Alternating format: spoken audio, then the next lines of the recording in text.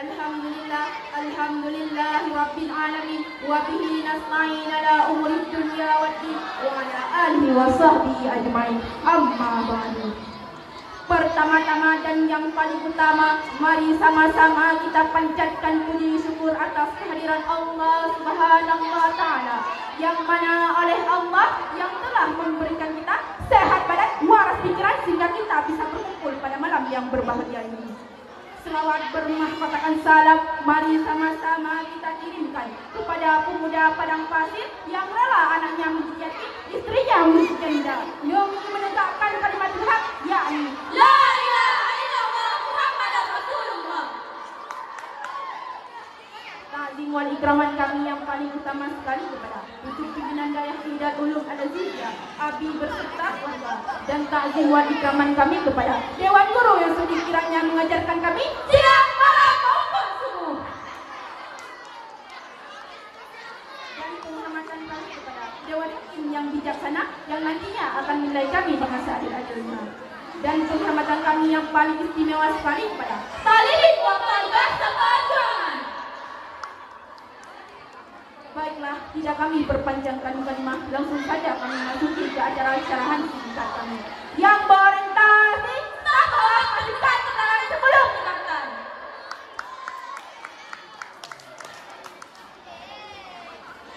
Sekarang ini perkembangan teknologi mengubah pola pikir manusia. Gadget dan media bagaikan kawan, tapi tidak sedikit orang menggunakannya untuk menyebarkan hoax dan berita bohong. Sejak Agustus 2018 hingga Mei 2023, Kementerian Kominfo mencatat 642 isu hoax yang beredar di Indonesia.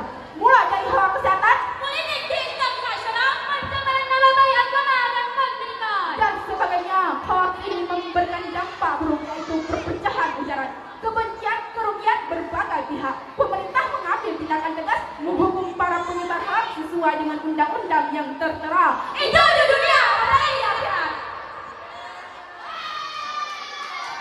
Di dalam Al-Quran surah An-Nur ayat 11 di dalam tafsir As-Sik dijelaskan bahwa Allah menjelaskan bahwa mereka akan dapatkan azab yang pedih, ditempatkan di neraka paling bawah, disiksa kekal selama-lamanya. Na'udzubillah. Summa na'udzubillah.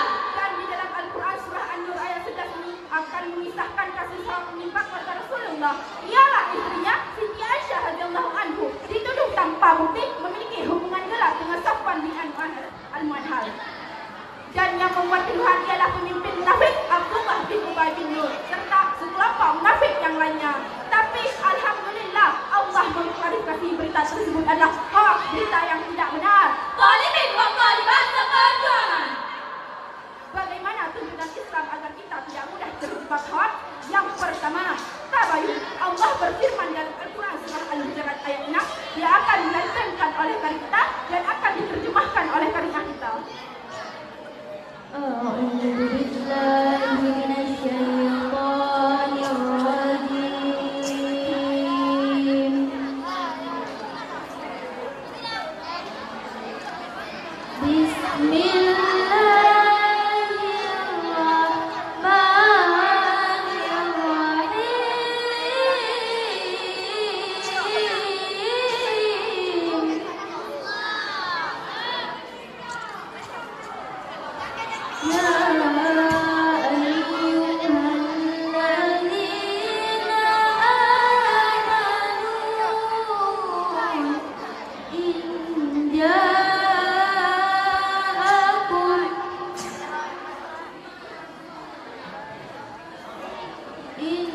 Ya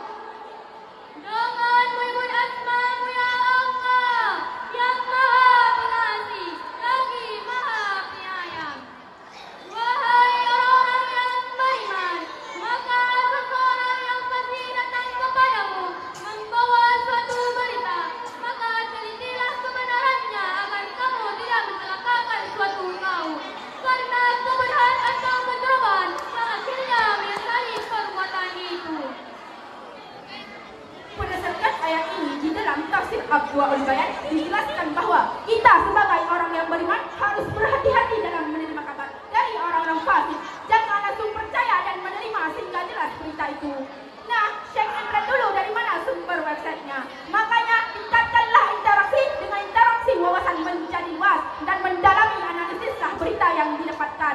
Waspadailah akun fake dan bazar yang tidak bertanggung jawab. Yang kedua, sebar setelah benar. Dijelaskan dalam Al-Quran surah Al-Isra ayat 36 yang akan dilantunkan oleh kari kita dan akan diterjemahkan oleh kari kita.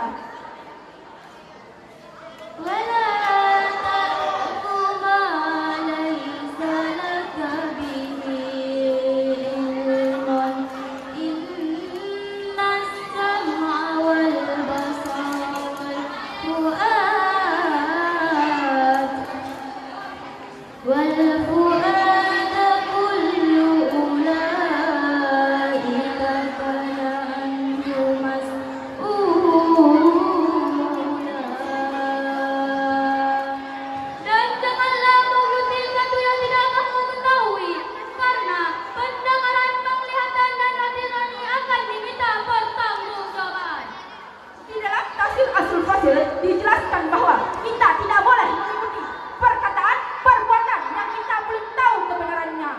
Tapi kalau kita mensyarbuan nyari tahu kebenarannya, boleh tidak? Boleh, asalkan niat dan sifatnya terbayun, sehingga nanti kita bisa tahu faktanya. Yang ketiga, jangan berburuk sangka.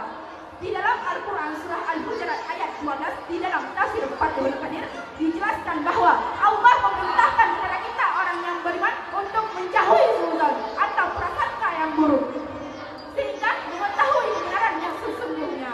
Makanya tanamkanlah husnuzan atau prasangka yang baik. Setuju hadirin? Mantul, mantap betul. Terakhirnya adalah berhenti kita atas berperilaku. Jangan sampai kita mengejar viral yang padahal itu belum tentu benar. Kenapa? Karena sabda Rasul, illa situ yahdi illa bihi wa illa rabbi illa jannah. Sesungguhnya kepikiran bahwa kita kebaikan dan kebaikan mengantarkan kita ke surga. Hadis riwayat Bukhari. Oleh karena itu, tak pernah bohong.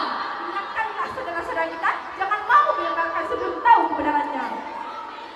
Hadirin, hadirat rahimakumullah. Sedikit kesimpulan yang bisa kita ambil dari syarahan kami barusan. Hoax dan berita bohong adalah musuh bersama yang dapat merusak tatasan masyarakat, memecah belah persatuan, dan menyesatkan banyak orang. Di era kita sekarang ini, penyebaran informasi begitu cepat sehingga kita dituntut lebih bijak dan cermat. Sebelum menyebarkan informasi, pastikan kebenaran melalui sumber yang terpercaya. Mari kita menjadi bagian dari solusi, bukan menyebarkan kebohongan. Stop bohong, mulai dari diri sendiri. Demi masa depan yang cerah dan masyarakat yang cerdas. Sadaqallahul Aliyyul Azim.